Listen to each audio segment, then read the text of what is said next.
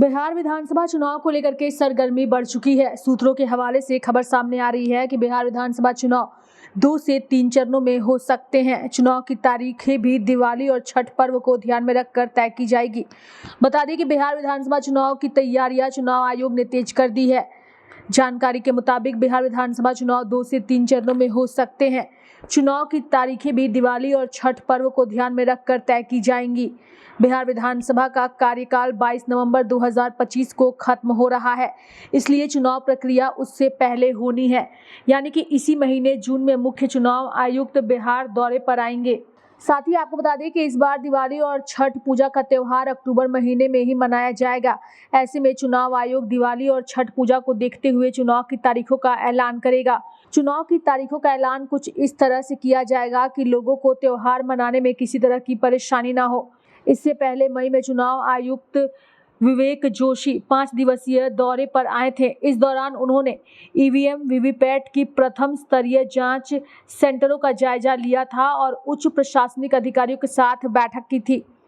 उन्होंने मतदान प्रतिशत बढ़ाने पर जोर दिया। साथ ही चुनाव कार्य निष्पक्ष एवं समयबद्ध तरीके से कराने के निर्देश भी दिए। चुनाव प्रक्रिया को पारदर्शी, शांतिपूर्ण एवं अधिकतम सहभागिता वाला बनाने पर बल दिया।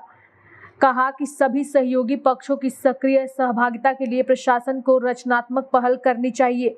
बात अगर बिहार विधानसभा चुनाव 2020 की करें तो चुनाव 28 अक्टूबर से 7 नवंबर के बीच 3 चरणों में हुआ था।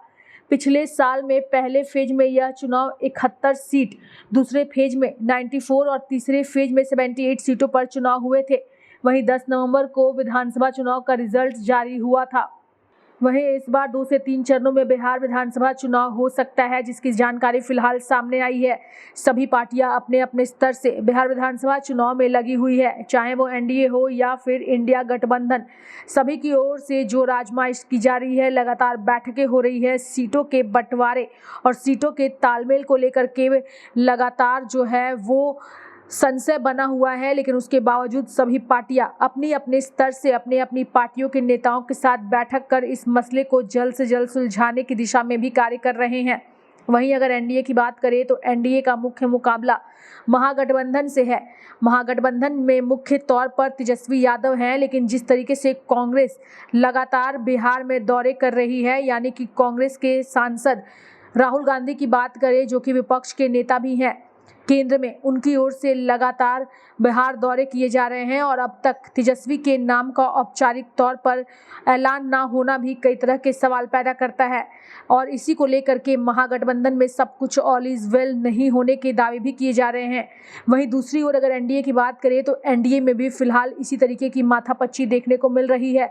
चूंकि एनडीए में नीतीश कुमार को लेकर के लगातार बीजेपी दावा करती है कि नीतीश के नेतृत्व में ही यह चुनाव लड़ा जाएगा, लेकिन दूसरी ओर जिस तरीके से चिराग पासवान अपनी दावेदारी पेश कर रहे हैं और बिहार में उनकी एक्टिवनेस जिस तरीके से नजर आ रही है, उससे यह तय हो रहा है कि आने वाले दिनों में एनडीए में भी कुछ न कुछ माथापच्ची देखने को मिलेगी।